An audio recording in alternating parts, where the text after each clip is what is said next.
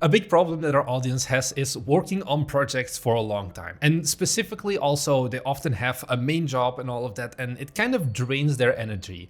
So in this video, I kind of just want to sit down with Yaya, who is the antithesis of that work-life balance, basically, because you work crazy amounts on like games, I would say, in general, with both like a main job in game development, and then you're also working on your own game, Luminous Realms, which is a large scope project. Nice. Oh, come on. It changed the name. Yeah. Sorry. It's so old that you're like, I'm going to change the name at this point. I need a rebrand. So can you give me a bit of a backstory of like, who are you and what are you doing? Because I met you for the first time 2 years ago and I still looked young and had like joy in life. and now you're still working, not on Luminous Nights anymore, but It's Nights now? It's Nights now. Yeah. It's Nights now, Realms back when I first met you. So can you give me a bit of info there? About myself? Yeah, about yourself, what you do. Yeah, so my name is Jeijeixoxox. I'm originally from Iraq, but I was born in Germany, lived in Dubai most of my life, and 10 years ago I came to Japan, always working in the game industry. Mm-hmm. Even before coming to Japan, I had 1 year of experience. I was working at Ubisoft Gaming Academy in Abu Dhabi.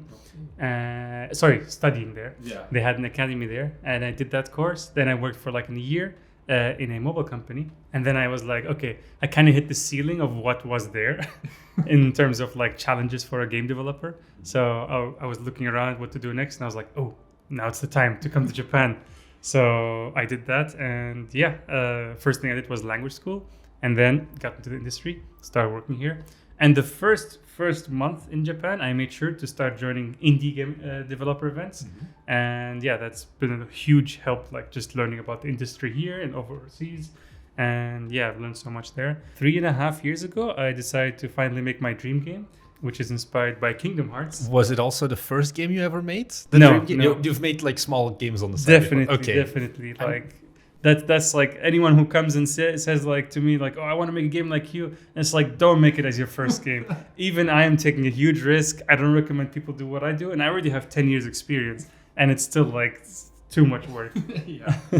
But it's because it's like very passion driven. Mm-hmm. I'm not thinking too much business. Of course you have to think business, but like not thinking of like, this is going to make me my full-time money to live off of it. You're just making it for yourself. So what is the game? What made you decide this is going to be the game that I'm going to be spending the next probably 5 years on? Because you're not close to release yet, unfortunately. No.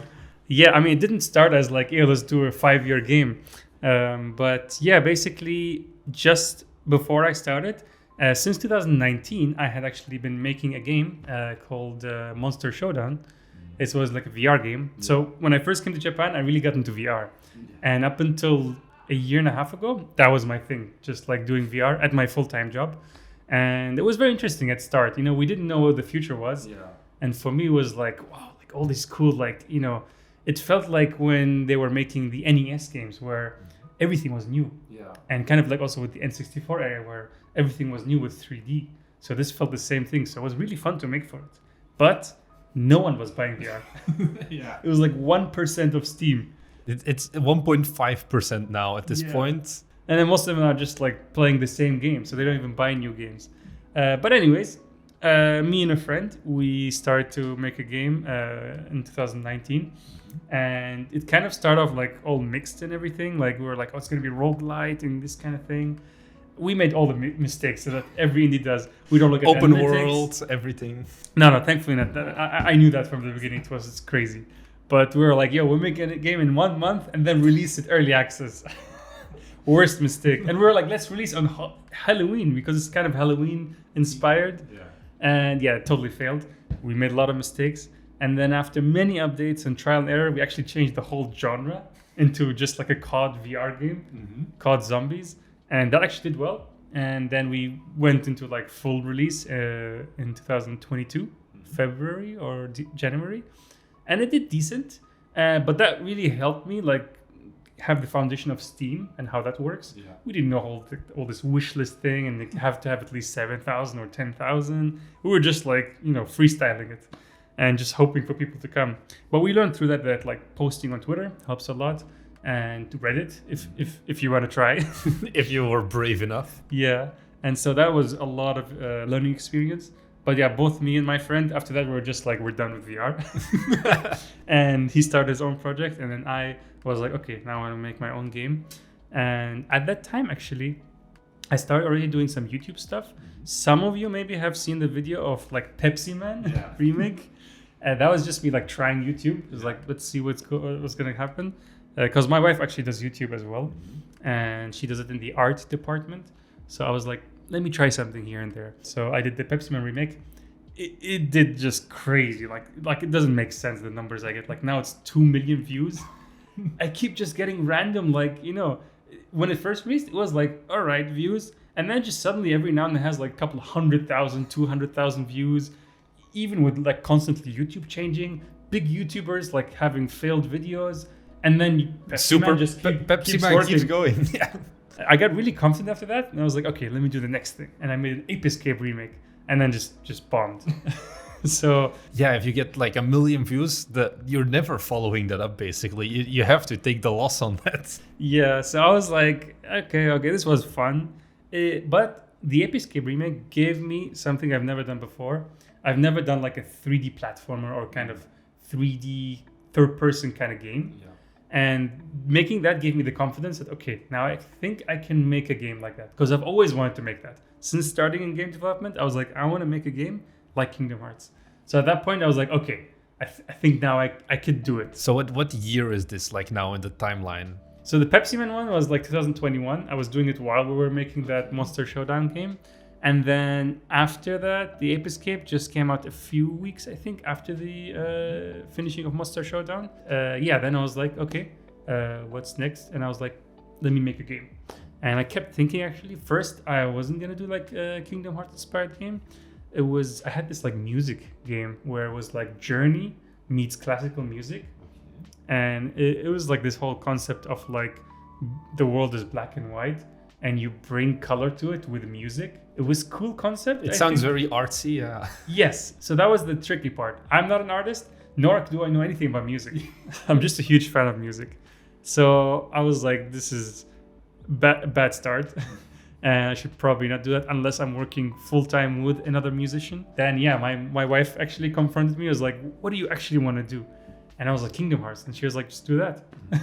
And so I didn't go and apply for Square Enix, of course, to work on Kingdom Hearts. And that was actually a thing when I first came to Japan. I had the ambition to do that. Oh, to like go and work at like the source, basically. The yeah, because I love Final Fantasy. I love Kingdom Hearts.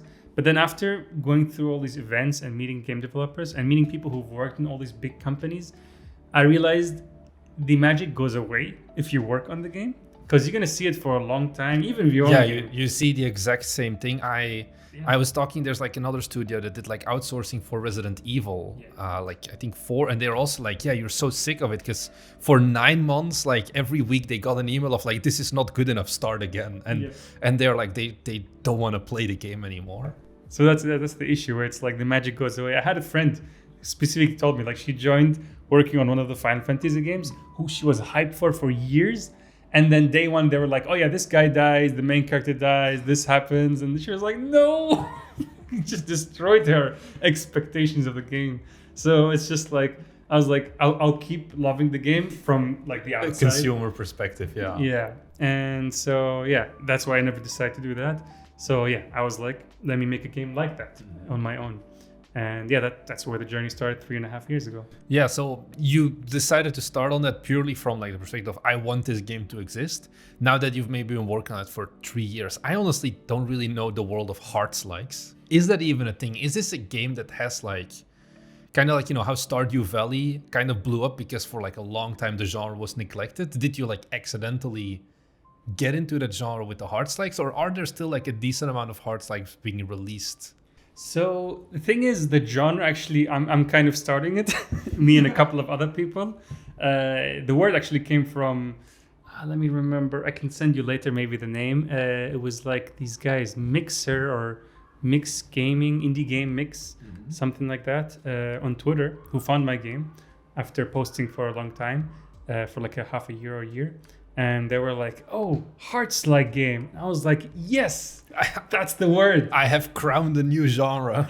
No, because I kept thinking, like, what would I call this, like, genre? Because there's Souls-like. But then it's like, what do you do with Kingdom Hearts? I was like, KH-like, Kingdom-like. It's kind of weird. But then they were like, Hearts-like. I'm like, that's it, brilliant. So I just started using that name. And so, yeah, it's kind of hard to pinpoint. But I'm actually creating a video right now to actually specifically talk about what I think, my opinion, what makes a game a Hearts-like. And the thing I've come to is that it combines action RPG with 3D platforming. That's like the main thing. And it's like big story emphasis. But even I think with the story, even if that's like removed, it's fine. There's a couple of plus points that make it more Hearts-like. But I think it's these two major things, like being a platformer and action RPG. And that's why, like, for example, Final Fantasy Rebirth, that one that has the action RPG, very similar to Kingdom Hearts, but it doesn't have the platforming. Yeah, like especially like your game has like a very distinct style of platformer, so where it's almost like it's more than just cubes, but it's like very much not like an open world platform with like smooth everything basically. I think you used to make it open world. I think you once did a devlog or something of like why open worlds are a mistake. Yeah. Before that, it was like, can indie developers make open world? And then the next video was like, open world was a mistake. It's like you can see in real time the learnings of the developer. That's a whole story. Like, I'm thinking of making a video someday about that, because it's like I had played like a short hike, if you know that. Yeah, thing. of course, a small open world, Yeah. which everyone tries to imitate only to make a big open world. Yeah, and it's like, it was working out. Like, I played that game. A friend of mine had suggested to me that game. And he was like, yeah, you could like do that and just make a game in a year and like make it shorter, kind of a shorter like experience and more open-ended. But then I did start working on it. I made a whole open world system. I made a whole loop for it, a save system, even put in all this climbing system and all that. But then as I started making it, I started to actually feel like I want to go back and make that Other game. closed world. Yeah. And I started to actually feel like, as I was developing that open world game, I was like, I just want to finish it so I can get back to that. And I was like, what am I doing? This I is can just stupid. end it now and go back to what I actually want to do. Exactly. And so actually when we met, that demo you played was 2022 in Tokyo Sandbox. Wait. I thought 23. 23 was 23. Yeah, my okay, bad. I was thinking I'm getting very old now. Yeah, no, it was 23. And that demo you saw was just made in 2 weeks. Because I was just like, in 2 weeks, I have Sandbox. I have nothing ready. No demo. So I just scrapped the whole open world, made like this gray box. And I was like, yes, this is what I want. And so I just kept going with that. Yeah, indeed. I remember. I think I still have like footage of it as well that I'll probably like throw up of the event. So you do think that like the Hearts-like is being invented now, and I am here at the right time of like I am pioneering, but I'm making something that people will also be going for. Because on the other hand, like right now, Steam is all about like make small games and like short 2-3 hour incremental game experiences, and then you're here like I don't know what the like final runtime of your game is aimed to be at, but probably like larger scoped game, higher priced game. I don't know if you. No. Okay, no. As an indie, I don't want to make. I can make the game 20 hours, 30 hours by like stretching it like many companies do. Yeah. But no, I want to make it. I really love indie games that respect, especially us adults and our adult time. And we don't have a lot of time like when we were younger. So I don't want to make it long. And also, I just want to get to the point with the story. Like I love now when sometimes some good indie game comes out and me and my wife can just play it and finish it in a night or 2 nights. Yeah. So I want to do that. Like just get to the point, give the story. And then there'll be extra stuff if the people want to do like, post-game stuff. But just, yeah, the story might be just 3 to 4 hours maximum. Okay. And then there's like extra content, maybe a total of 10 hours. Yeah, so you're at like 15,000-ish wishlist now, I think, according to Gamealytic at least. It's 13.5. It's like you've gotten a certain level of success at this point. What would be like the main ways that wishlist don't pay my rent? That's true, but like you can be like at least there's an interest in this game as well, because there's also developers who spend 5 years working on a game and launching with 200 wishlists. So sad. I see this all the time. It's like at least you have the guaranteed spot in popular upcoming and maybe also new and trending, and like at least your game will mean something to someone. That's actually one of my biggest, like I think, strong points for my game and the marketability. because actually I remember, what's his name, David something, the guy who does the Unlocked. David Whaler, yeah. David Whaler, yes.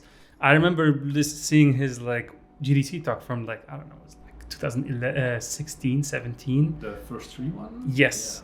Yeah. And that one, he was talking about how when he started that game and how he was thinking about the marketing. Because his goal was, I want to be on the top of gaming Reddit. And so he said, he designed his game. He was like, okay, let's go for this journey style game. And then let's make the main character a fox. So he has the journey fans, people who like that abstract kind of artsy game. And then you have like people who like animals and, furry characters. So that's kind of like a combination that he made. And that helped him market it because he has those people he can pull out from. So for me, it's the same thing where, first and foremost, this game is for myself. I love Kingdom Hearts. But there's also like this whole fan base who are with me, like who I follow and been following for years, watching their YouTube videos and following them on Twitter. And we all just always discussing about Kingdom Hearts. And so that was just a very natural transition for me.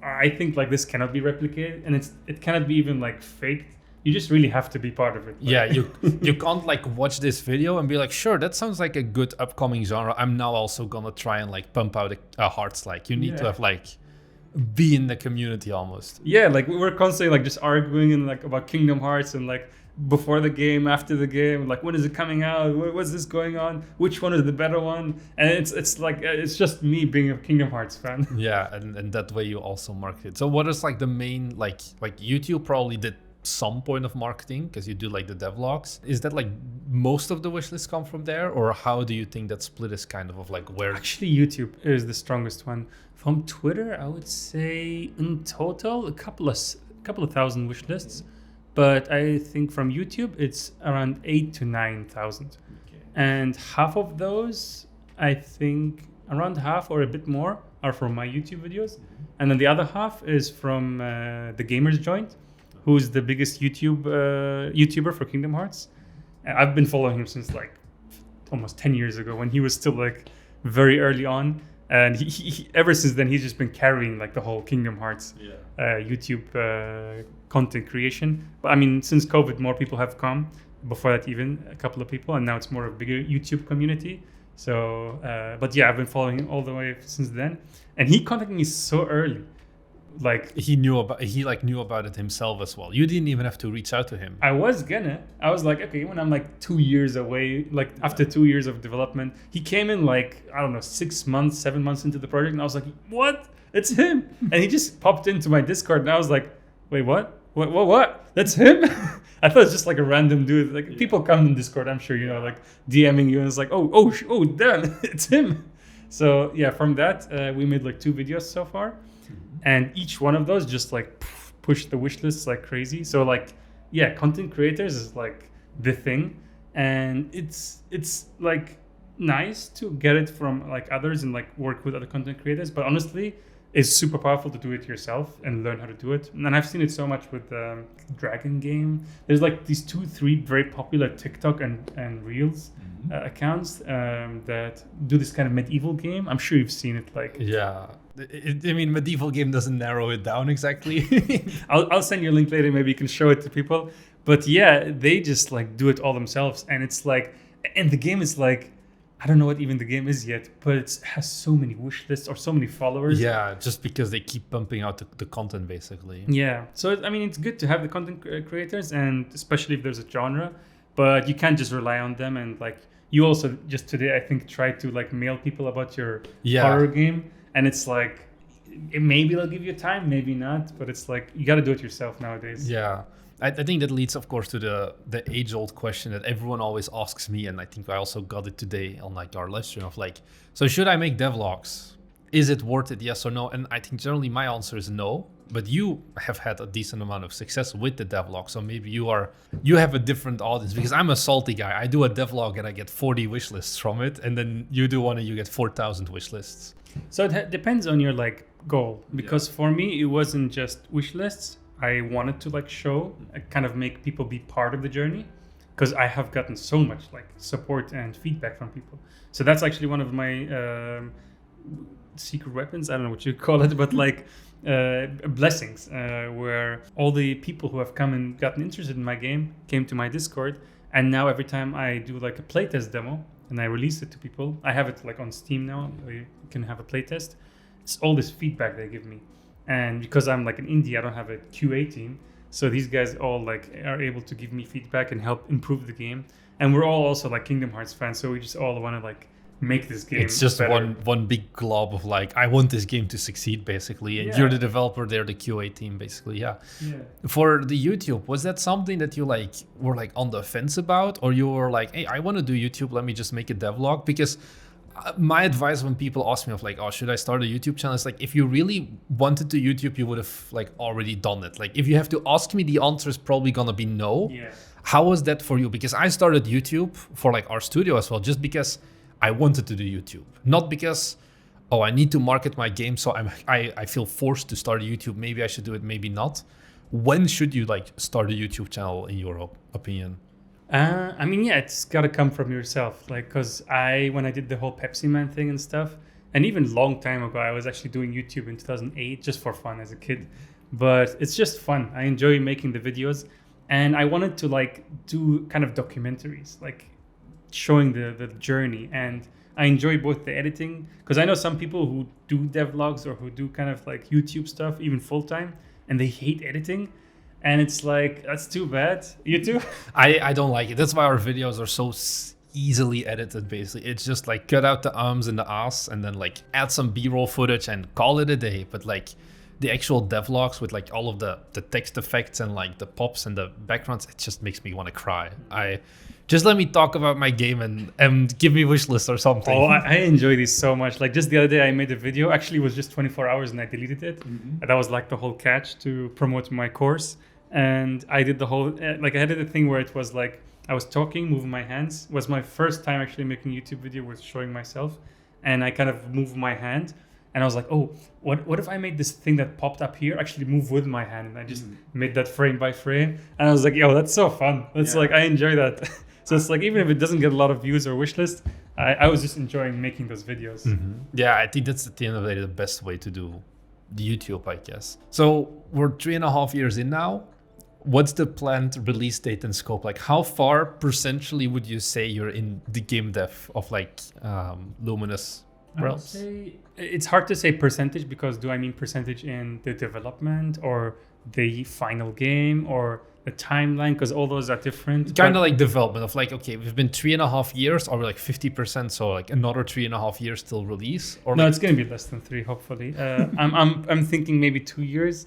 I'm very close to finishing I used like the example I heard from Randy, where he said like there's a pre-production phase and then production phase. And it doesn't mean like pre-production as in make the GDD and stuff, but like actually developing the core systems. And now you just have the content afterwards of like just make more levels, but you're using the systems you've already designed, basically. So I'm almost finished with the pre-production, where I just have a few more things to finish and add. And then after that, it's just making content. And I think it's going to be like 2 years or less. It might just balloon up, but I want to be like, smart about it. And one thing my wife keeps reminding me, and I have to remind myself, is this is not my final game. I'm just going to make more. And I'm actually I'm kind of creating an engine, like right now with all these systems, where I want to make more Hearts-like games. So this is only going to be the first one. I'm going to make more and more. So it doesn't have to be the best. I'll do my best. But I shouldn't be stuck being a perfectionist and then end up never releasing the game. Because burnout is like, it's always chasing me. And every now and then I'm just like, I keep seeing all these games. Like, it's just like, he made it in a month, like paddle. Yeah. It's so cool. It's like, I'm still here on my same project. Yeah, but I mean, I don't want to chase like money. I mean, I'm not saying paddle is doing that. It's really awesome what he's doing. And he did try also to do like the whole racing game and some other games. And he actually made the platformer game. Yeah. But then that one didn't do so well. So he was smart business-wise. In my case, like that's one point where I do have a full-time job working at a game company. So I don't have to really hustle hard. Yeah. So I'm doing this game with passion and trying not to push it, because at one point I was decided almost to just release it within a year. And I had like removed all the platforming mechanics and said, I'll just make like an arena combat game.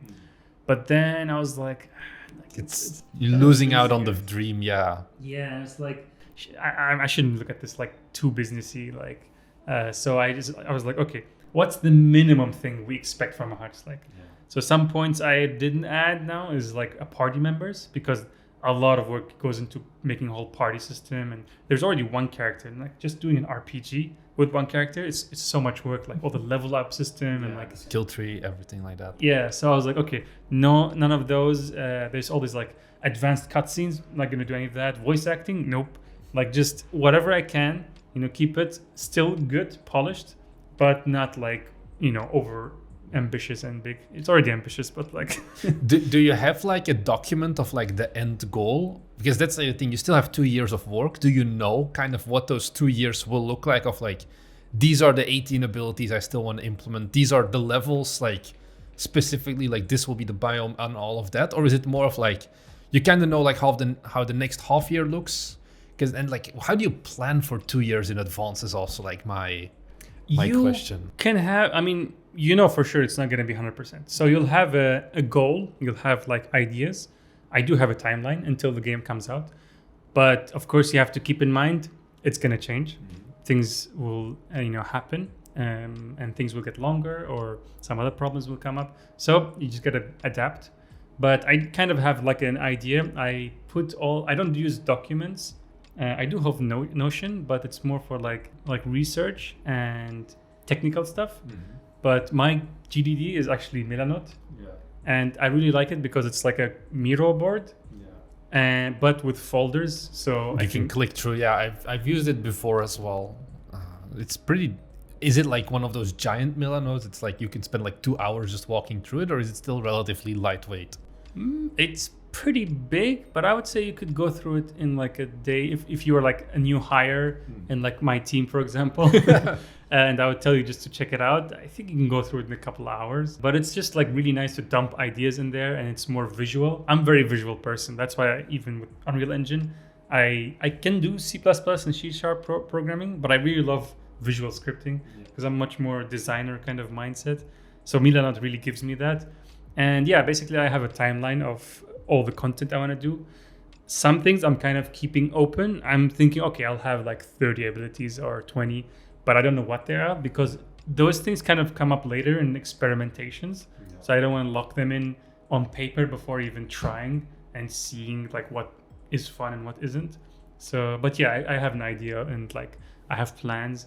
I'm thinking of doing a Kickstarter maybe next year, but we'll see. I think some things got delayed this year because I was working on the course. So that's getting pushed back a bit, because before that, I want to make a vertical slice demo, put that on Steam Next Fest, start promoting the Kickstarter through that, and then slowly have this like build up. Are you planning things like publishers at any point, or you're like 100% like, nah, I'll just do this myself? Because if you're looking for a Kickstarter, I assume you're looking for like you can self-fund to a certain degree, but maybe you want to like put some more money behind it.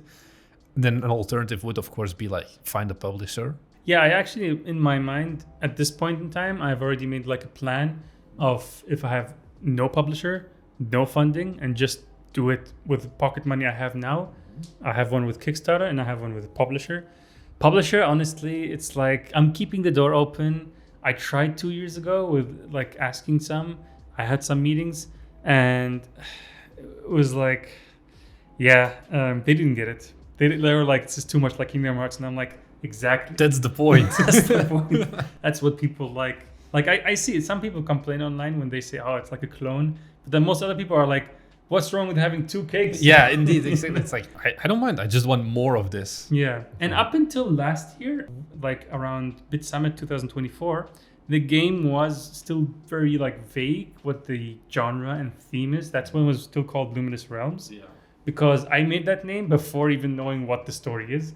So I was like, okay, realms, you'll go to different worlds and stuff, and but we'll call them realms. And then later I realized, forget about worlds, man. Just make one. Like, don't even try to. That's how we reduce the scope. Yeah. So then I was like, realms doesn't make sense anymore. It's like, what? And then I went through many story iterations. It was like 5 to 6, and then the 6th one I landed was like, initially it was like gonna be kind of medieval, kind of isekai, typical anime story. But then I was like, this is a shame. I'm making a game first time in my life. I should do it something based on like my life or my heritage and That stuff. you kind of know as well, yeah. Yeah, so I was like, okay, so I'm gonna make kind of like an Arabian game and like, you know, Arabian world. I really find it sad, like many genres of games don't usually do it like really, they don't give it the chance and just make it all like bland and desert and like just dead. It's like the meme of like the Arabian music starts playing, shot of the desert, the camel at the Exactly. oasis, and that's like all the cultural depth that the I games love have. that meme though. It's so funny. I love all those like stereotypical jokes. But yeah, it's like there's so much cool things like the architecture, the colors, the like so many things you can play with the all the like 1000 Arabian Nights stories. So I was like, let me go for that. And so at that point, I was like, okay, I have to change the story. And then that's when I was like, Arabian Nights, Luminous Nights. Hey, there you go.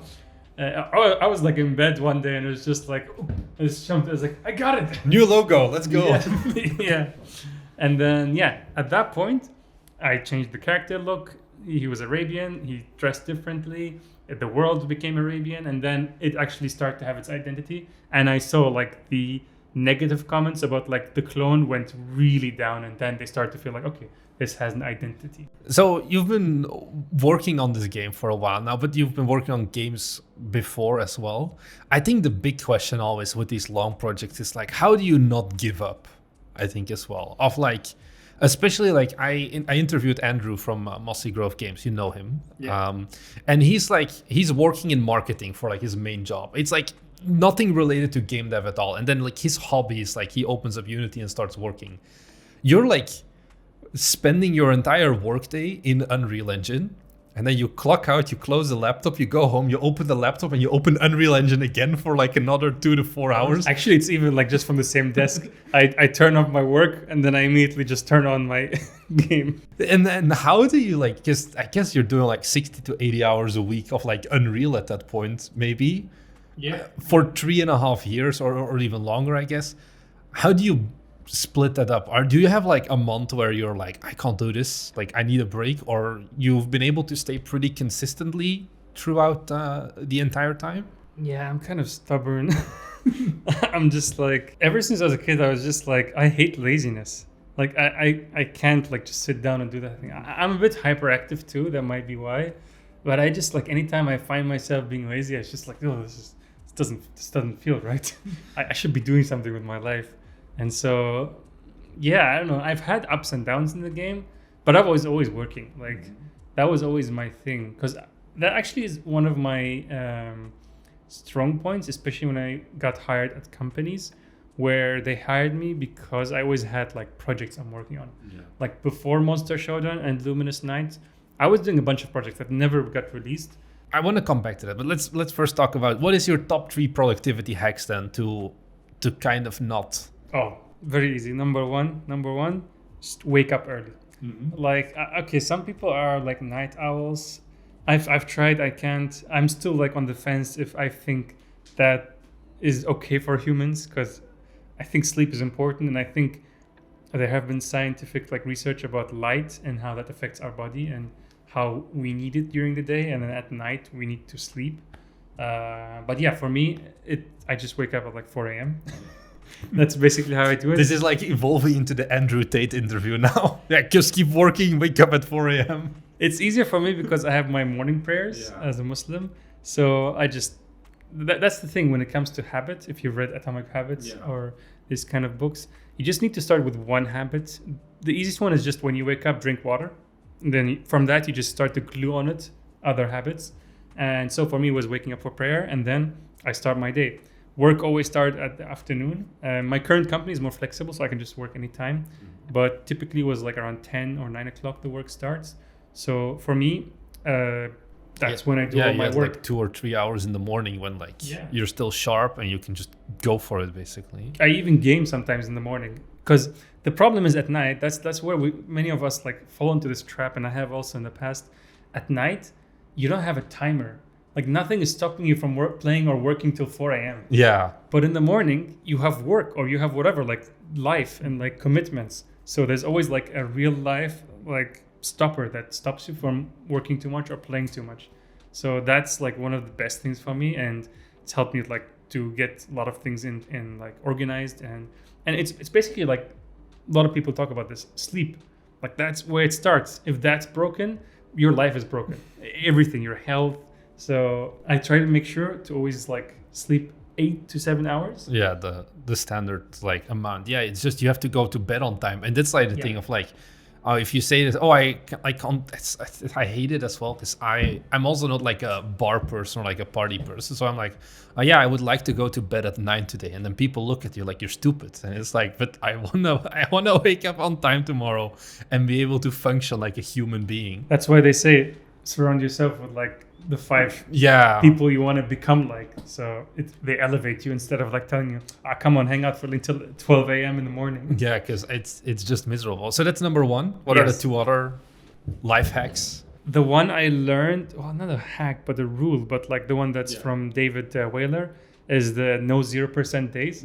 It's like get something done every day, because that's another thing. When you have a couple days where you skip, then it starts to like come and like push you more every day, where it's like, I skipped yesterday, I can skip today.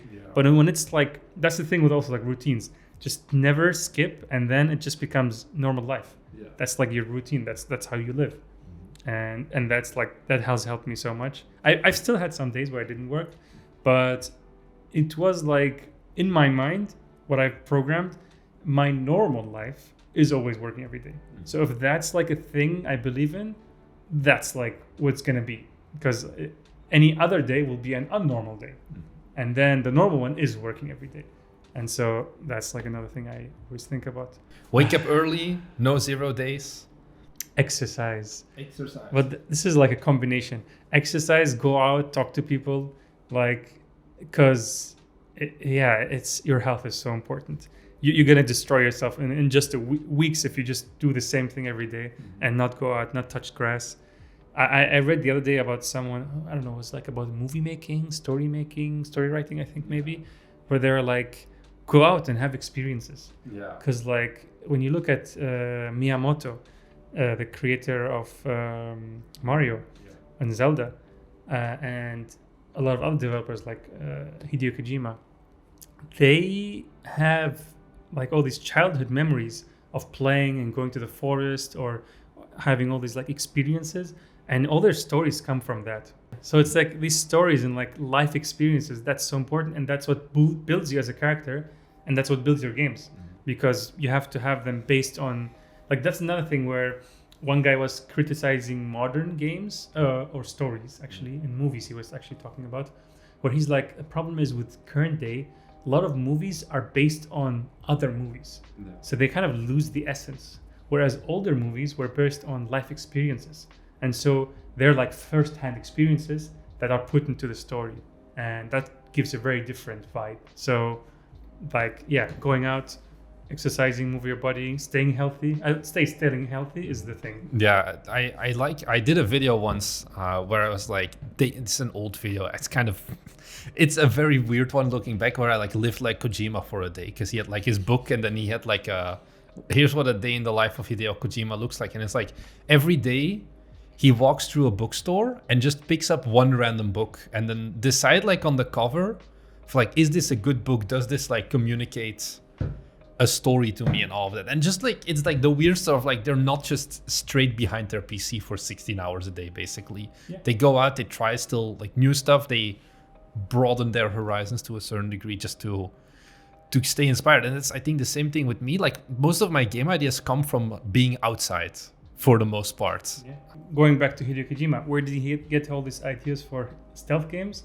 When he was a kid, he would like, I don't remember all the things, but he was doing things where it was like hide and seek or kind of games, or like he would go around like places. There was like a train station or train. Yeah, he loves the Hankyu train with like a passion, apparently. It's like a whole chapter dedicated to like how he likes the romance of like one specific kind of train company in Osaka. Interesting. But yeah, it's like he got all these ideas from there, or like we were talking about Shigeru Miyamoto, where he was playing in the forest and then he got the whole Link idea in like the Zelda game. So yeah, it's like really, it's true.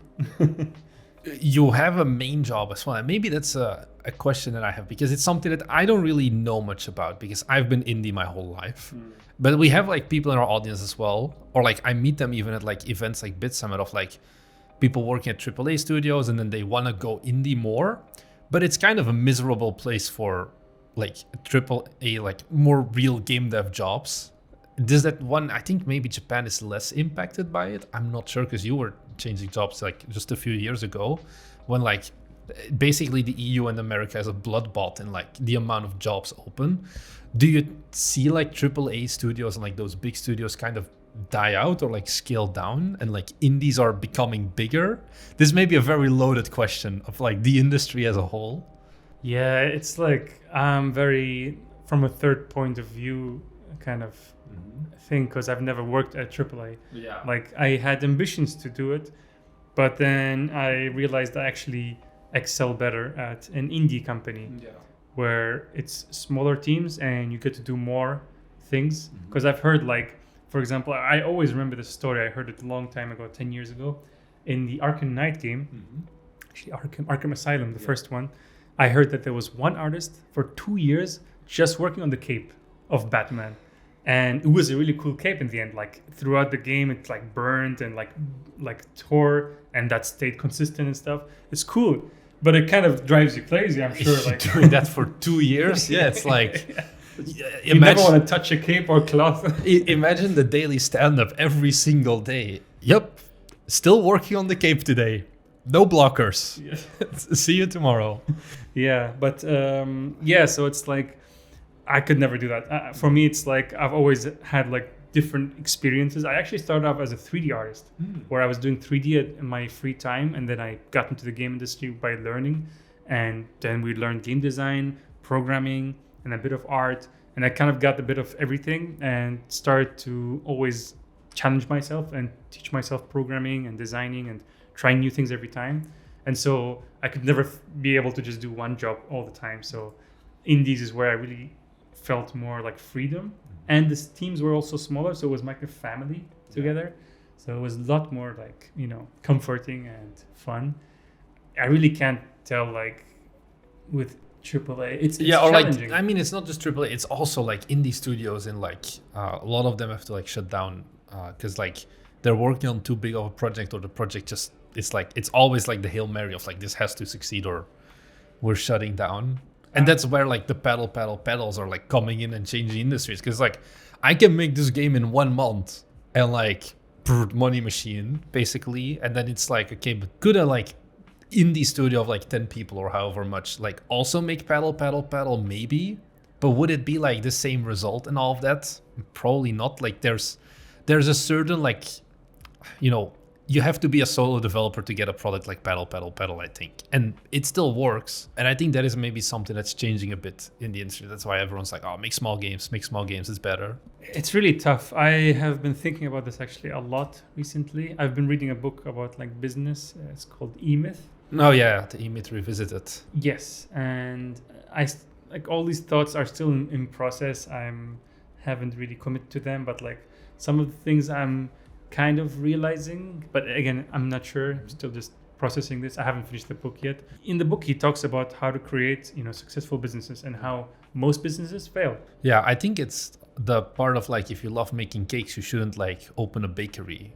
Or maybe you didn't get to that point of like, there's a difference between I make the cake versus I have to like do the day-to-day operations and expenses as well. Yeah, I mean, more zoomed out.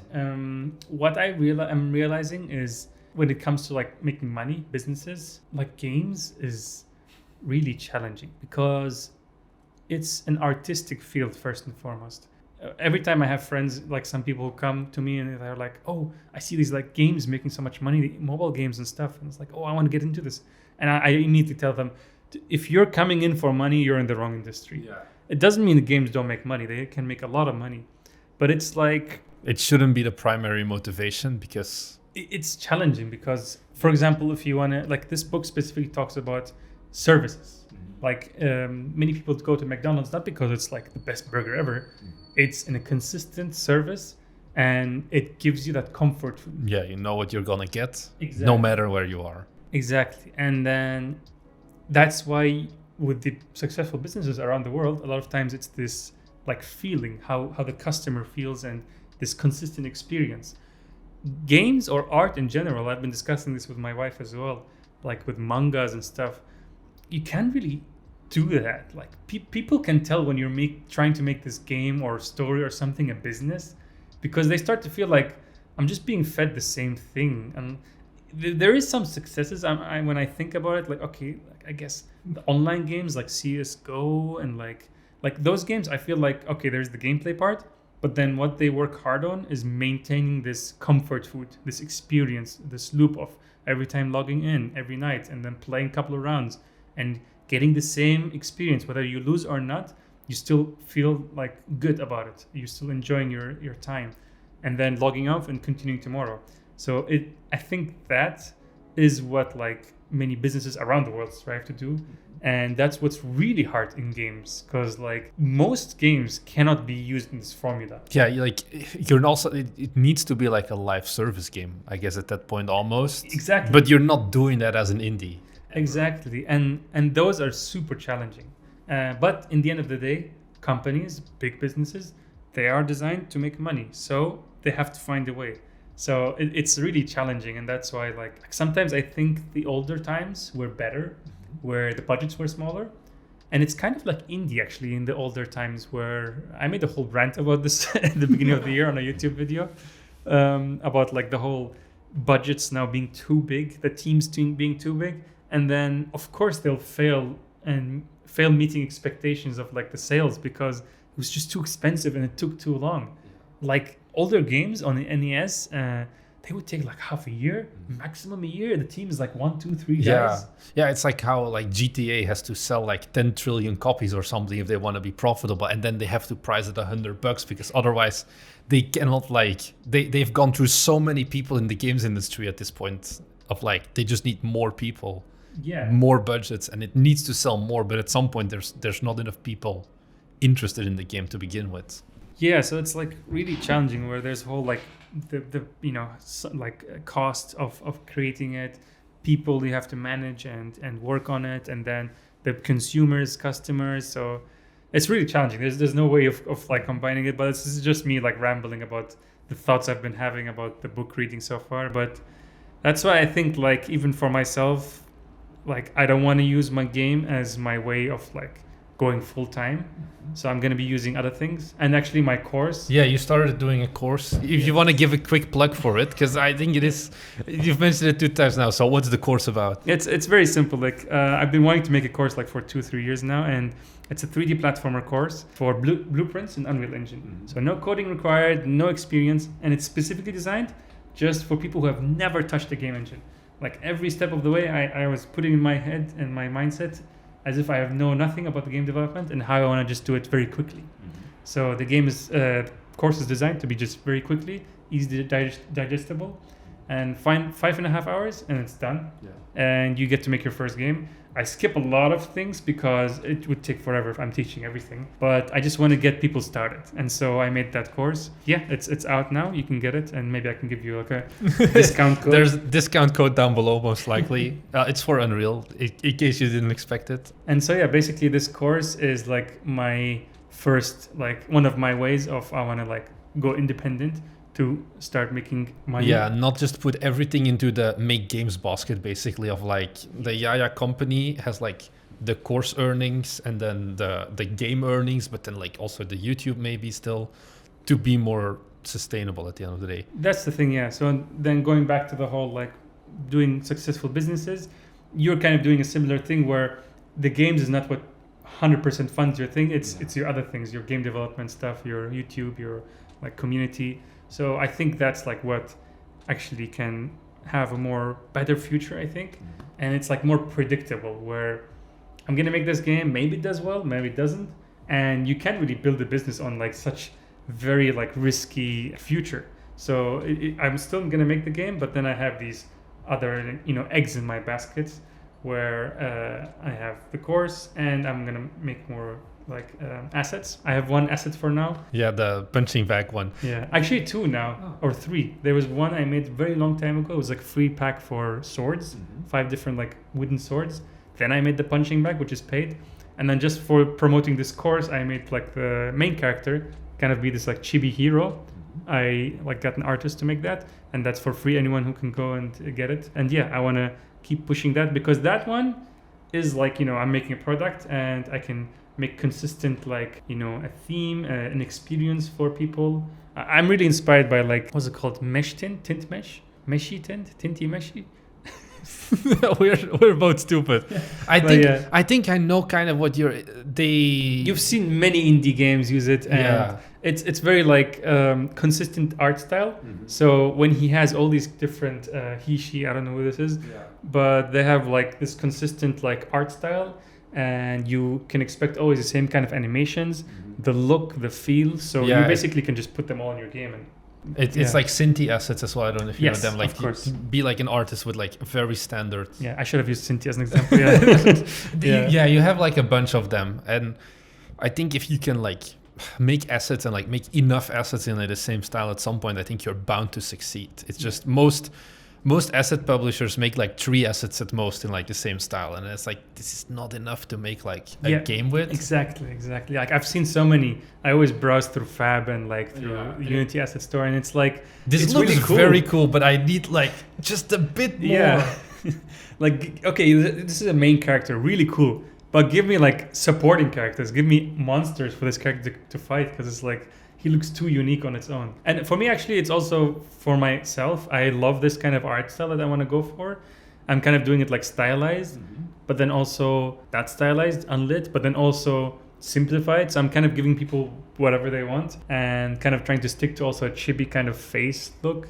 So yeah, that one I'm trying to do like a consistent, like, experience for everyone for their assets. Yeah, I think it is interesting how, even though this is like not even your main income of doing like full-time indie dev, you're still not scared of the business part. Because I think that's something that I kind of get frustrated with. And it's like what I want this YouTube channel also to work about, of like, guys, you don't have to be a starving artist. It's not like if you want to make good games, you're not allowed to make money. And it's not like the moment you try to make money, you're never gonna make good games either. So I think it is very interesting to see that you still have that approach. Do you want to go like full-time anywhere in the near future, or no, it's kind of just like as a hobby you're turning it into a business almost? I mean, of course, someday I want to go full-time. It's a lot more safer, I think, when you have your own like business. Especially, I read like Rich Dad Poor Dad 5 years ago. Listen to it. I don't read books. I can't. I have problems with it. You just listen to them. I listen to audiobooks, and yeah, it's like you work 10 years for different companies. What do you have? Just salary that they paid you, which, that's how it is. They compensate you for the work. But in the end, that's it. You have no assets, nothing you've built over the years. I think you have skills. I think that is the one good thing. But they don't make money.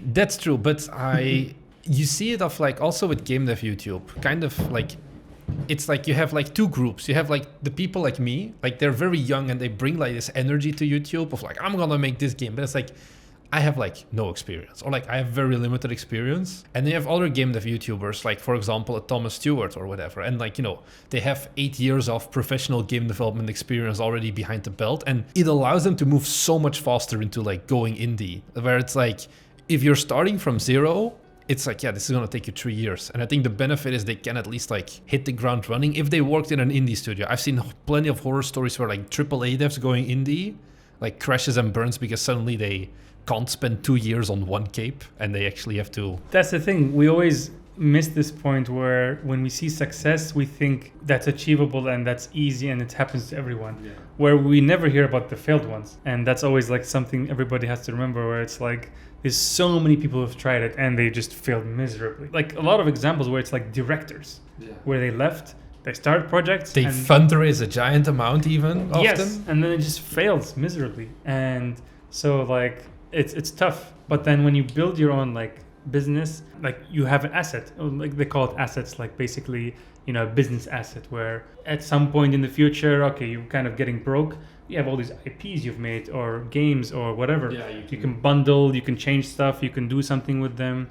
You make the I need money right now liquidity day sale course, or like the sale for your course, and you can like guarantee like, I can in like 2 days probably make enough to eat at least again. Something exactly. Like that. One good example, another GDC talk I listened to, was a guy who was Thomas Brush, I think, interviewed him just a couple of months ago. He's been in the industry for over 20 years. He used to make or still is maybe, I think, making these own browser games where it was like, was it browser? Whatever, like you download them. It was like old school. What was it called? Solitaire maybe? Or some kind of like basic game. And yeah.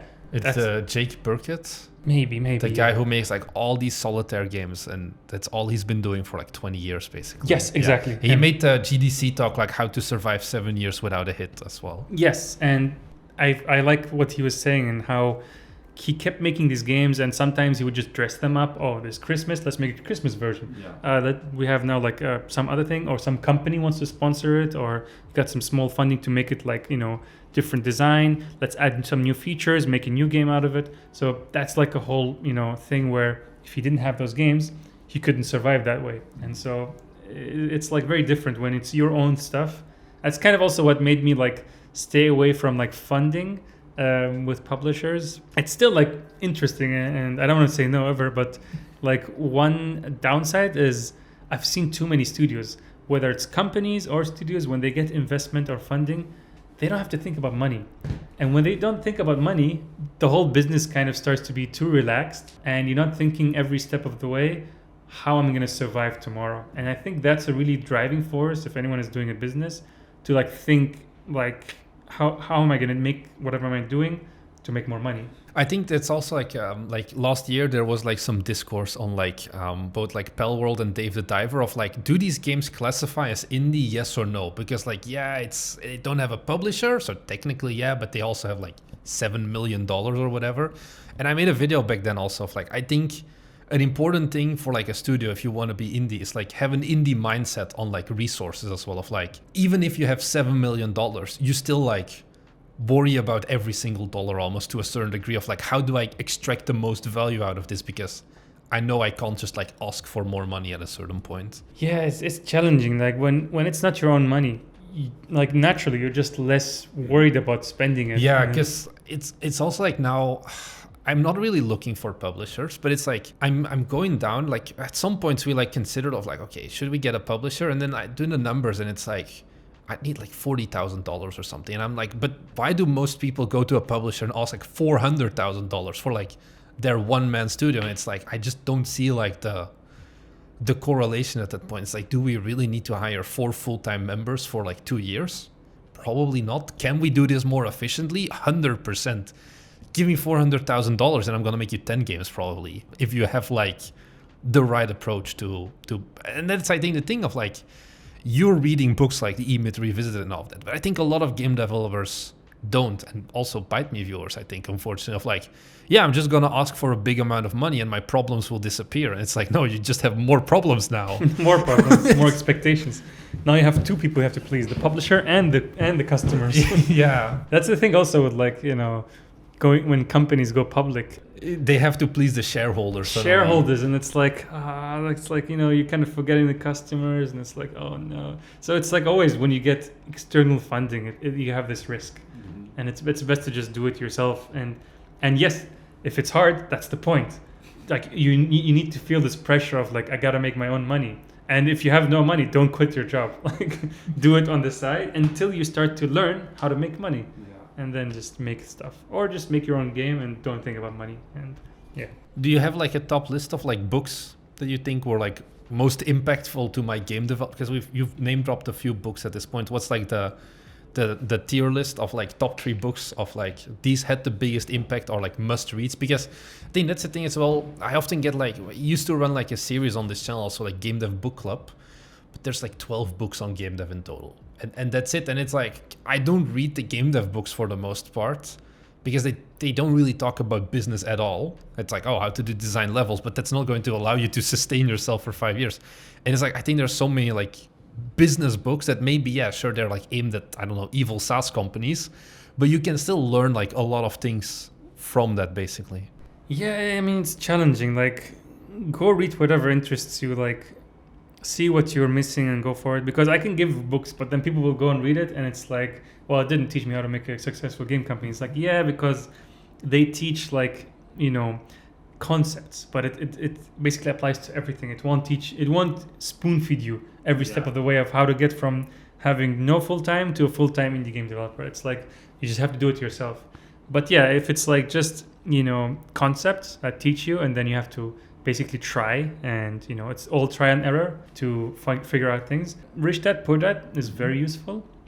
It was made by Robert Kiyosaki and an accountant. I forgot her name, but yeah, she was like really smart about these things. They present it in a very nice way where it's a story. This is a problem with a lot of books where they are not fun to listen to because they're very like boring, or they're made for like a different kind of audience. But I think for us, especially who like YouTube and stuff, things are best learned through stories, and the book is all presented through like a story where he talks about his rich dad and his poor dad, which by the way are fictional, they're not real. Yeah. But that doesn't matter. In the end, the lessons are real. That book is pretty good, and I can't recommend any other because I haven't finished like a couple, but like Atomic Habits I think is also like Atomic Habits, good one. That's more like life, like just get your life together. Like, but that's just anyone, not even even if you're full-time stay in your full-time job, just get your life together. But yeah, that's a good starting point, honestly, because that switches your mindset from like working a full-time company to making your own company. Yeah, E-Myth is a good one, but I'm still not done yet, so I can't recommend it 100% yet until I finish it fully. I recently finished Launch. That one is about like launching courses and stuff. Oh, okay. And it could be products too, but yeah, it was very helpful and learned a lot from that. Wasn't able to apply a lot of that to the course I just launched because it was kind of a bit too late. Yeah, it's all of these like, they teach you these concepts of, a lot of times it's the mindset. Like you are your biggest enemy. You think it's like the market, what you're living in, like your situation. Some people have really difficult life. I sympathize with that. It's like I think a lot of us, we can, at least all of us, find at least 30 minutes to an hour every day to work on our own business or think about it and to do something, whether it's like on your way back home, in the train, in the car, or in the morning if you can spend like an hour, and then just slowly build that. And if anything, like 2020 when COVID happened, that was like the best show of like how all these businesses start up and like these people. And nowadays it's so easy. You just go on like social media. Yeah. You can start stuff. Yeah. Most important thing is like follow the passion. Don't make something just for the money because you're going to hate it. So yeah. Maybe that passion brings us to like the last big talking point that I want to talk about with you. Because like I met you for the first time at like the Tokyo Sandbox, I think was the name, like event. And then I think you are like the guy that I said to this before the interview. I can tell the name of basically any person like living in Tokyo who makes games. And you're like, oh yeah, I know that guy from like all these events. And you even mentioned like 10 years ago when you first came here, you were already going to these events and you organized them yourself as well? No, all of them I joined. I didn't organize. Just a year and a half ago, I started my own. Yeah, that one basically. Like you've been like very, very involved in the community. How do you feel is like the impact on that of like, I don't know, your greater game dev career? Did you join it just for fun and like learn from that? Do you do it for feedback?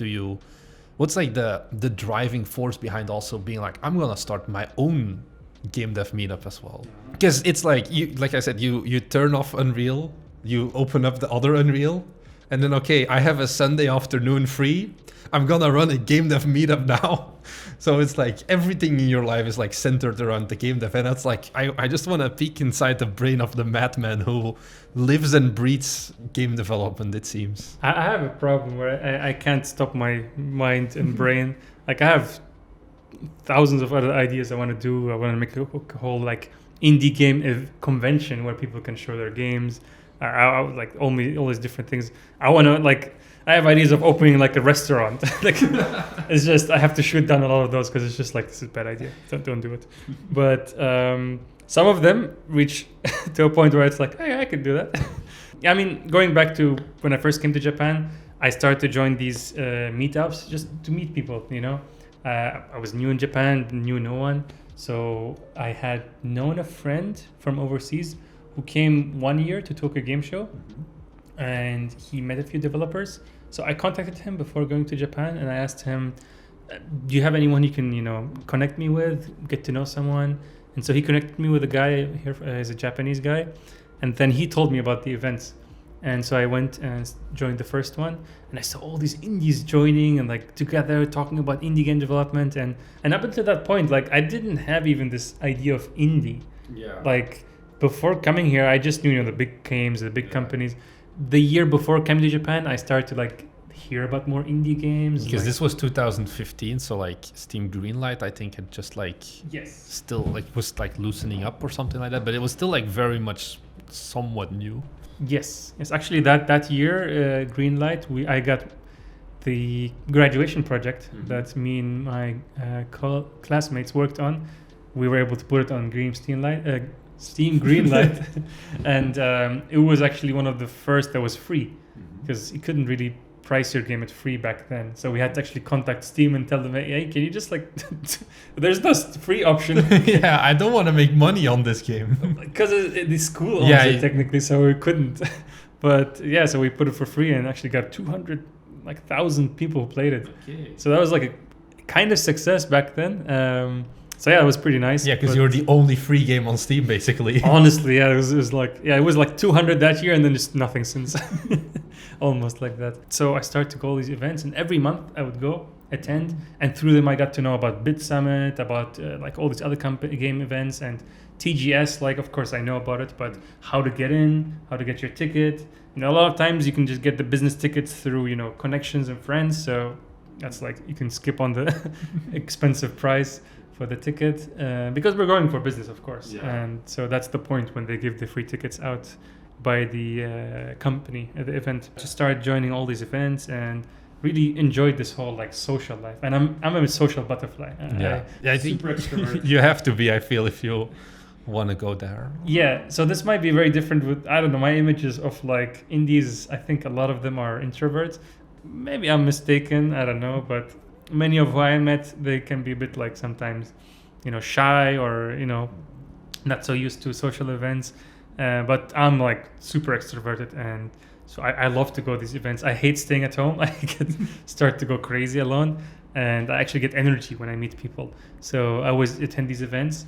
And actually, when COVID happened, everything locked down. Yeah. In Japan, we didn't lock down because I think you just close the borders basically, and that's it. That's how you lock down. It's like everyone is locked in here. We'll survive.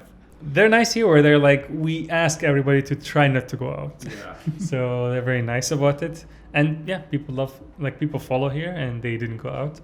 So we had that. And so yeah, all the events stopped, all the gatherings stopped, and I was going crazy.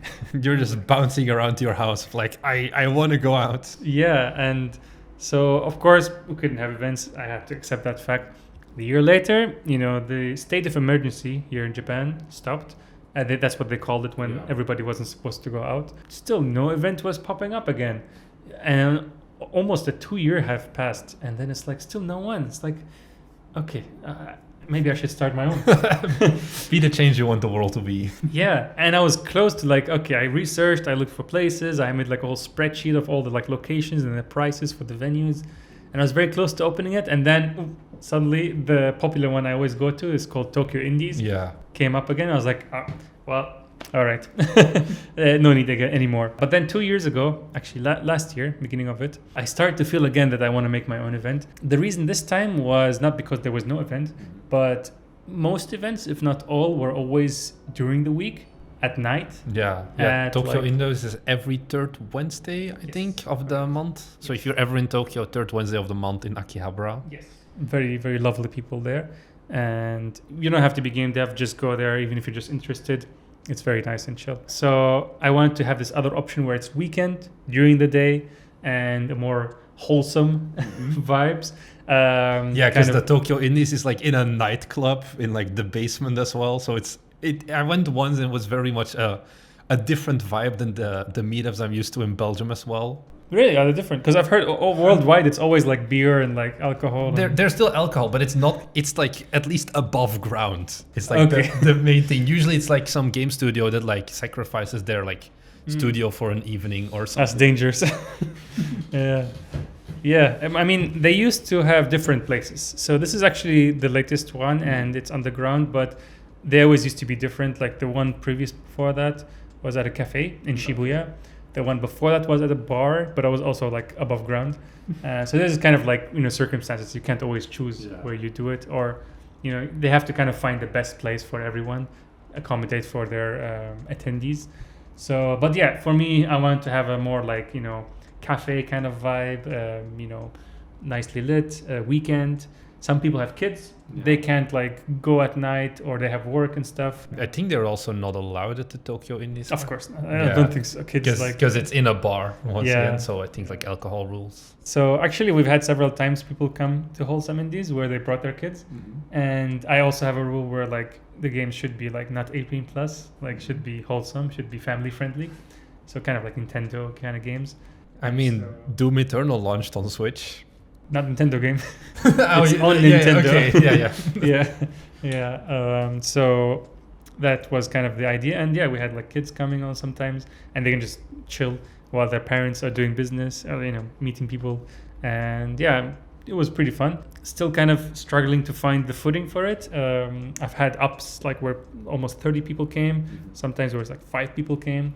Yeah. So it's still good, but kind of like burning a hole in my pocket when I have to pay for the venue. So I'm trying to find a good sweet spot, because I try to find like a nice venue, one that like suits my kind of criteria and needs, but then also one that's like in a good position where everybody can easily access it, easy to enter it, and feel comfortable.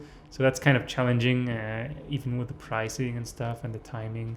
So I was still going in and out, but it's a fun experience. And I just like to try always new things. That's my thing where ever since I became a game developer, I mean, even since I was a kid, actually, it's always trying new things. All this started with me just like playing a game called Little Fighter 2, you know that? I think it's going to be older than I am. Ah, okay. If you lived in Germany, you know that game, because it was in like a magazine. Even though it's made by a Chinese guy. It actually released this year on Steam, finally. He made like a remaster. And that game, I downloaded that, and it was really fun. It was like a brawler, 2D brawler. But when you open the files of the game, all the sprite sheets are exposed. Yeah. I was like, what? I'm going to change this. I was like, let me just play with it in like MS Paint. And then I played the game. I was like, it affected the game. I'm a game developer. Not really, but like, it was like, wow. And that started all where it's like, I want to learn more. And then I started learning Photoshop and like 3ds Max, and always kept like trying new things. And that's where I reached the point now where it's like I can do a bit of everything except for music. That's just zero. I have. We don't even try with that one. It's tough. It's so tough. Like I respect musicians so much, but it's I always like to take up new challenges, learn new things. It's like knowledge is so amazing. Yeah. I think maybe one thing also, because you've been here for 10 years with like these meetups, how do you feel like indies have changed? Like maybe also in Japan, because that is one where I went to Gamescom earlier this year. And Steam had a talk there, and they're like, Japan is actually one of our fastest growers now, because finally they've discovered that there's more than just Switch and PlayStation to life. And like 10 years ago, I don't know, do you see like it was like doubled in indie developers? How much of an increase do you think there has been? Because I know like RPG Maker is like giant still here. The genres that Japanese indie devs focus on is also very different than Western developers. Go to a Japanese game conference and there's like not a single roguelite deck builder. It's like heaven for me. But there's also not a single 3D game, basically. It's all still 2D pixel art. It's tough to say, because actually a lot of the gatherings I go to are mostly foreigners. Japanese do attend, especially Tokyo Indies, but I don't know if it's like they have their own gatherings. I don't know if it's like a more foreign thing for them, because we in the West, I mean, to Japan, everything is West. So we outside of Japan, we like to do gatherings about whatever. If we love a game, we do gatherings. If we love like development, any activity. I don't see it so much, I feel like, here where, for example, when I came here, this is a country that made Kingdom Hearts and Final Fantasy. I was like, got to be a ton of groups for that, right? Fan bases where they gather and do. Nope. Yeah, because I guess it's also like there's a very big difference, I think, here as well, of like anonymity compared to like Europe as well. Of like here, everyone is like, you don't get to see my face ever. My usernames are random strings and whatever. Nothing that will like ever tie me like back to me as a person. Yeah, so it's a little bit different. So I don't have a lot of like not so in touch with the local gamers and like local Japanese developers, and so I'm not sure like how that's changing for them. Most of the ones I see are foreigners, and they come and go. Yeah. Where some of them come and live in Japan for a while. Japan is a great country for, in my opinion, for living for me, but it does not work for everyone. Yeah. The style they live, the culture. People have different cultures around the world, so there's a best place for everyone, and it's not Japan for everyone. Yeah, it's like Japan is nice. What I hear always like Japan is nice to live in, but horrible to work in for like most. See, again, it depends on also where you live, what Yeah. job you choose to do. I made sure not to join black companies, but that's Yeah. anywhere in the world, right? Yeah, it's just there's more black companies here, I would say, than like if you go to Belgium at least. Where I mean, it's not a comparison. I think Belgium. Yeah. So some people stay in Japan, some people leave. So in terms of that, like I see people come in and out. Some people have started companies, stayed here, started indie companies, worked with big publishers or 3D third-party AAA companies. So I'm not sure. It's challenging. It's interesting. We've had several people in the community who popped off, made like pretty big games Yeah. that are known around the world, indie games. But then sometimes some of them stop coming because maybe that's like too much attention now on them, because it's challenging when you start to, like, that's why I'm always afraid, like if someday I make a lot of money, it's scary. Like you don't want to have all this attention. Like sometimes having just enough money to survive is like, life is easier than having a lot of attention and like money. Yeah, I think it's also like a very weird dynamic. I did a video with the Minami Lane people last year because they went to Tokyo Indie Game Summit, and they're like, he's a very chill French guy, but then at the end of the day, like he like just earned like 3 years of like a normal salary in like a month when he released the game or whatever. And it's like there is still like something that's like different or like weird about that. I think I don't know how to describe it, but I can understand like why they stop coming at a certain point as well, because I'm like, okay, this is kind of a weird thing, but I try not to act weird about it or whatever. But I'm pretty sure there's a lot of weird people. I think David Vela, for example, had it where after the first 3 he got like so many like emails basically of people asking him for money or asking him to like fund their games or whatever. He's like, I just need to disappear from the internet for 2 years or something like that. Yeah, it's tough, and like that attention, because in the end you want to meet people and form like relationships, friendships, but then it's difficult when you're popular and you're like not sure, are they here because they want to know me or because I'm popular? Yeah. So it's challenging. So I think maybe that's what happened to some people, or they just got busy. You know, that's another thing where it's been 10 years I'm here. A lot of people that I knew from the beginning have grown up now, have kids, married and everything. So life changes, priorities change. So that's another thing where everyone has to keep that in mind, where we can't just be this The young same indie 24-year-old guy, basically, yeah. Yeah, like at some point we do have to also take up other responsibilities and not only hustle and think about game dev. Like if we get married, have kids and stuff. I'm getting used to that one now as well, of like, yeah, suddenly I can't just like wake up at 4 a.m. and live stream most of the time. I still do it. I have a different room, so that dedicated for that. Yeah, you tried live streaming for I think I've seen you live stream like once or twice. Yeah, was did it part for of like the I 8 want to do even more? Yes, and I did, but it was like, I tried to do dev streams where I develop the game. You just can't get tasks done while talking to people. I had like I made like special tasks where I would kind of give them a tag where it's like, oh, these are like good for stream. Yeah, because it's like you don't need to be too smart for them, basically. Yeah, but then it's like difficult still. We tried some of those as well, like the dev streams with like Thomas and William, and then we also had like a category of like develop like stream tasks, and it's like this thing could have taken 3 minutes if I had, like was able to focus on it, and it took me 45 minutes on like stream, and it's like, is it really worth it? Not really most of the time. Yeah, and then another time I tried like playing Kingdom Hearts. I was like to research, kind of play with the viewers. That was fun because people would join and they're like pros in the game, so they give me like advice, which gave me some insight on the game. But it was taking up too much time because I already have like a full week of like working 40 hours a week every day, and then also having to find time to make my game. So the stream on top of that. Yeah, because like live streaming is very almost inefficient at the end of the day, because it is just like 3 hours of stuff that you're busy for 3 hours basically, and it's like you can't really do anything else. You can technically take breaks, but it's like you get like 5 minutes to run to the toilet, and that's you can get punished for that because people would leave. Yeah, that's the thing as well. Like every second you're standing there peeing, it's like the viewers might be dropping right now. I need to be faster. So you should take the camera with you and get demotivated. That's the dono goal. Yeah, but but it's also like very demanding emotionally and like physically. So every time you're done, you're just like, yeah, it's like tiring. It's like, oof. Some people can do it maybe, but for me, it's like, it's weird to talk to a camera. Like I prefer. Yeah, you talk to yourself at the end of the day for 3-4. My wife was also like, "How do you do it?" Like she feels like streaming is like kind of hard because she's like, "There's no way I can talk for 3 hours about nothing."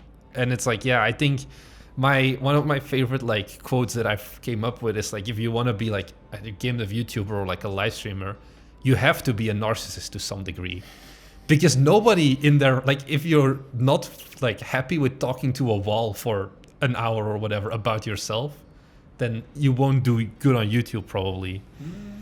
I don't know, I see it differently. I feel like it's maybe a skill of entertaining, or I mean, yeah. So I have my own personality that I can like just do funny stuff with myself. Yeah. Sometimes I just make funny faces in the mirror. I'm not gonna do that in front of others. Yeah, so I think that would be quality content.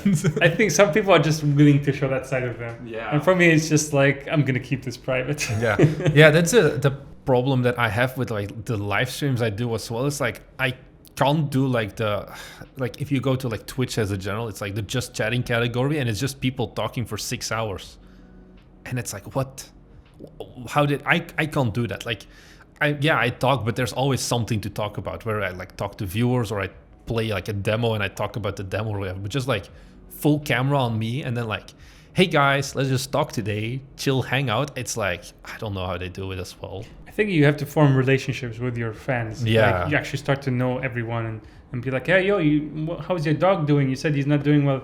It becomes like, meeting friends. But then you get the parasocial. And I've run now a few times into those situations where if I go to an event like a Bit Summit or especially Gamescom, like I do run into fans now. Really? Yeah. In Japan?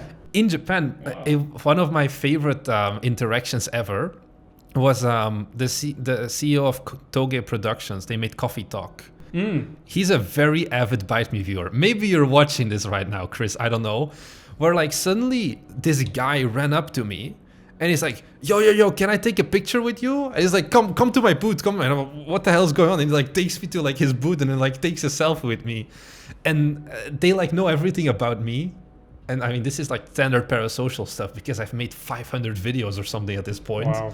And then all of the live streams. And then I'm just there like, and you are?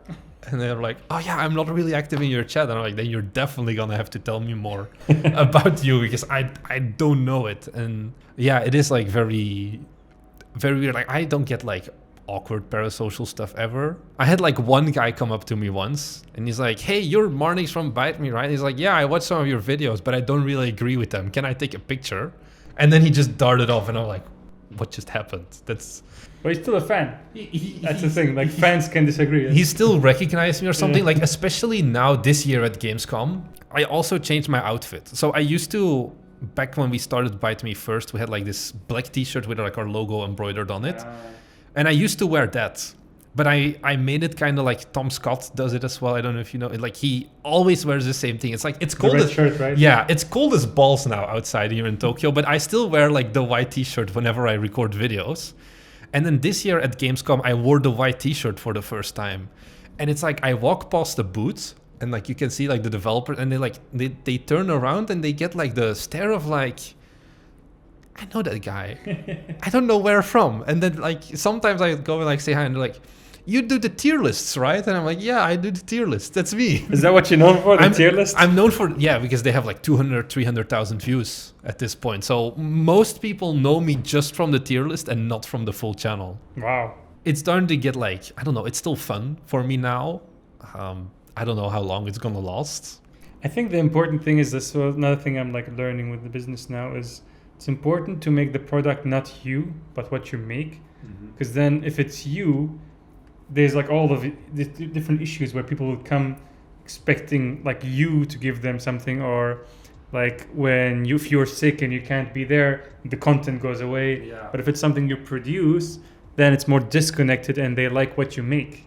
And I think that is better. Like for me, I've seen and like met some of like big developers, or Hideo Kojima. One time I saw him and shook his hand and was like, that was weird. Because it's like, I love his games, but like him personally, he's the creator. Like it doesn't, like, I don't get it. Like, why would I, it's, if I get to work with him, that's a different thing, because I like his work. So I think that's like where it's a good disconnection, where you don't make yourself the product, but what you make. There's like this very like somewhat famous graph of like Colin and Samir. They do like YouTube breakdowns. Who? Colin and Samir. It's like a YouTube channel that interviews other like big YouTubers. And they talk also about like creator economies, and like a regular business is like a triangle, and like you have the CEO at the top, and then like the CEO is supported by all of these other people at like the lower layers, and you get like the pyramid. And then like It's a pyramid scheme. Not like that, but like a YouTube channel is often like the opposite of like, it's an upside down pyramid, and the guy at the bottom is like the creator, and you take him out and the entire thing crumbles basically as well. And that's like something that I wonder about. Like our channel is called Bite Me Games, because back in the old days, if you're an old head, it wasn't just me on camera. Like Thomas would self-host like a video, or William or Jamie. And then now for the past 2 years, it's been practically always me, and then sometimes I drag Thomas in for a tier list and people are like, who is this guy? And then I wonder if like, would this channel have performed differently if it was just called Marnik Swans, for example? Because like Thomas Brush, Thomas Stewart, Aramis, like you always have like your name as like the YouTube channel, and we don't have that. I don't know if I think at this point I could just as well call it like my name, but I think it's just a dick move. Yeah, it's tough, because once it's out there, once you make that brand, it's like there have been cases. I remember watching like it was a movie or TV show on Netflix. It was about this guy who had this whole brand, and it was his name. Yeah. And at some point, he was kicked out of the company. Yeah. He could no longer use his name, and it's like, oh, like I don't want that to happen. That's the VTuber life. So the like Japanese VTubers, they don't own like anything. So like I think it was like Gargura or something. She's like not a seal, a shark or something. I think a shark. I don't know. And then one day they just announced, she's gone now, and like she can never. She's gone. Yeah, she was forced to retire. I still see content, but I guess it's just fans. but the conspiracy theory is like she made like a new VTuber like independent, because like a month later a new bluefish VTuber that sounded kind of similar appeared. But it's like you have to start again from zero. And I think that is also like the problem then of like, this is why I think like a channel like Thomas Stewart or Yaya Dambus is like better of like, you can still pivot and there will be like some people who will watch whatever you're doing. If you become a Kingdom Hearts gaming channel or something like that. I sometimes think like, what if I just start talking about Kingdom Hearts? It's like, But anyway, I think we've been going for I think 1.5 hours almost at this point. So I can keep going. The camera can't. That's the problem. So I want to say very much thank you for having had the time. So you've plugged the course. You have anything else you want to plug? Luminous Nights is on Steam. You can get it. Not to get it. It's just wishlisted. You can get it in 2 years. Yes. Hopefully. Yeah, hopefully. Yeah, I will probably launch like a Kickstarter maybe next year. We'll see. But thank you very much I think it was a very insightful conversation. I like these. I always like the in-person interviews more than like, Thomas Brush and Thomas Stewart and everyone. Jonas Tyrell has a podcast, but I feel like it's just different when I'm like sitting here versus both of them are on a screen. There's like a psychology to that also, where like, what's his name? Shell. Is it Jason? Jesse Shaw. Yes, he talked about this, where communication. He had a whole GTC talk about it. Keeping it simple, he was talking about like when you do video calls, there's micro reactions that don't show up. That's the kind of the thing here as well. Like I can see like how do you react way better. There's also no delay. Yes, and you can just jump in and just say something, and then you don't have to be like no. Yeah. You go with like the 200 millisecond delay as well. It's like sorry, you cut off. What did you say? That's what you had this morning. Yeah. So I hope you guys enjoyed it. Yeah, let us know your thoughts. How good are you at the financial part or like the business part of game dev? I think that's always an interesting one because I think it is something that I hope we can all get better at. And yeah, apart from that, thank you very much for watching. Thank you very much for having attended, and I'll see you guys in the next one. Bye.